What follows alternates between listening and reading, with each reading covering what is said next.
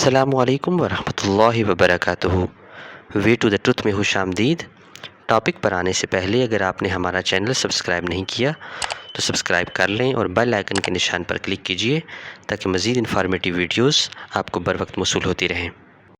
امام محمد بن ادریس الشافعی، جو امام شافعی رحمۃ اللہ علیہ کے لقب سے معروف ہیں، سنی فقہی مذہب شافعی کے بانی ہیں۔ آپ امام مالک اور امام محمد کے نمایاں شاگردوں میں شامل تھے۔ اللہ تعالیٰ نے علمی لحاظ سے آپ کو بہت بلند مرتبہ عطا کیا۔ آپ کا عرصہ حیات مسلم دنیا کا عروج کا دور یعنی اسلامی عہد زریں ہے۔ آپ کو اللہ تعالیٰ نے اعلیٰ مومنانہ بصیرت اور فراست سے نوازا۔ آپ کو علم کی مختلف شاخوں پر مکمل عبور حاصل تھا۔ آپ اعلیٰ محقق، مفسر، محدث کے ساتھ ساتھ علم میں فراست کے ماہر تھے۔ آپ کی زندگی کے بے شمار واقعات مشہور ہیں۔ ایک دفعہ کا ذکر ہے کہ امام شافعی مکہ کی طرف واپس آ رہے تھے۔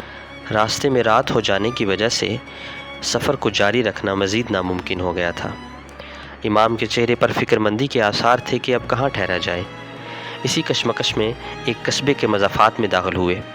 اب امام گزرنے والوں کے چہروں کو بڑے غور سے دیکھ رہے تھے کہ کسی سے قیام سے متعلق بات کی جائے۔ قصبے میں پہنچتے ہی انہیں ایک گھر کے سامنے ٹہلتا ہوا ایک شخص نظر آیا جس کی پیشانی ابری ہوئی اور آنکھیں نیلی تھیں۔ انہوں نے اس سے دریافت کیا، میں ایک مسافر ہوں، کیا یہاں کسی مکان میں ٹھہرنے کا انتظام ہو سکتا ہے؟ اس نے کہا، کیوں نہیں حضور، خاکسار کو آپ کی خدمت کر کے مسرت ہوگی۔ یہ کہتے ہوئے اس نے امام کے گھوڑے کی باگیں تھام لی۔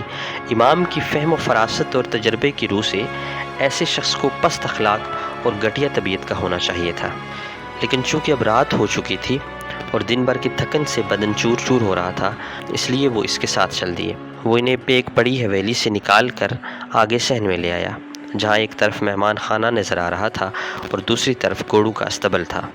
آدمی نے نوکر کو آواز دی، وہ دوڑا دوڑا آیا۔ اس نے اسے گھوڑے کی لگام تھماتے ہوئے استبل کی طرف لے جانے کا اشارہ کیا اور خود امام کے ساتھ مہمان خانے میں آ گیا۔ مہمان خانے کا کمرہ انتہائی نفیس اور آرام دہ نظر آ رہا تھا۔ آپ یہاں آرام کیجئے، اس نے کمرے میں خوشبو سلگاتے ہوئے کہا، اور میں آپ کے کھانے کا انتظام کرتا ہوں۔ یہ کہتے ہوئے وہ گھر کے اندرونی حصے میں چلا گیا۔ چند ساعتیں ہی گزری ہوں گی کہ وہ اپنے خادم کے ہمراہ کمرے میں آیا۔ دسترخوان بچھا دیا گیا اور کھانا چن دیا گیا۔ کھانا انتہائی پرتکلف تھا۔ سونے کے لیے لحاف اور بستر بھی بہت عمدہ تھا۔ میزبان نے گھوڑے کے لیے گھاس اور دانے کا بھی انتظام کر دیا۔ میزبان سے امام کی کوئی شناسائی نہ تھی، اس کے باوجود اس نے امام کی مہمان نوازی میں کوئی کسر نہیں چھوڑی تھی۔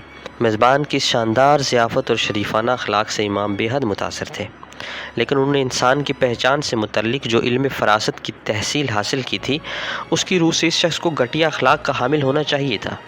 یہ سوچنے لگے کہ علم فراست کے اعتبار سے یہ شخص بالکل برعکس ہے، یا تو یہ علم ہی غلط ہے یا یہ شخص مستقبل قریب میں کوئی گھٹیا حرکت ضرور کرے گا۔ یہ سوچتے سوچتے امام شافعی سو گئے۔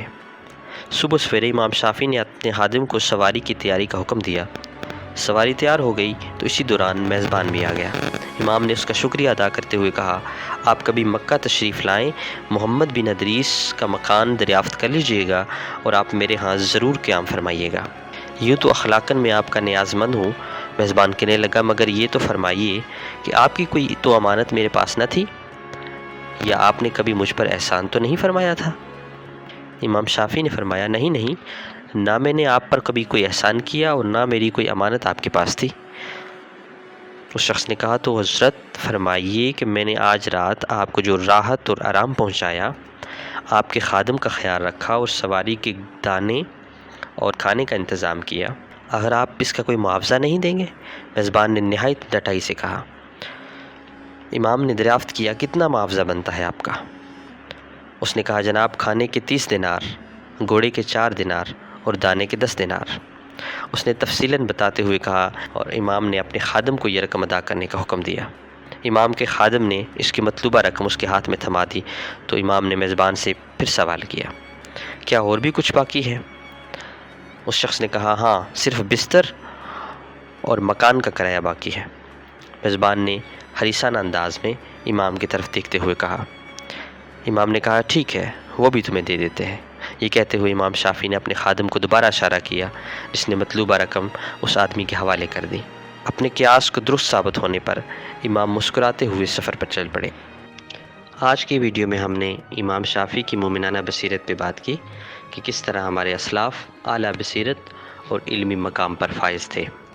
مزید اچھی ویڈیوز کے لیے ہمارے channel way to the truth کے ساتھ جڑے رہیں۔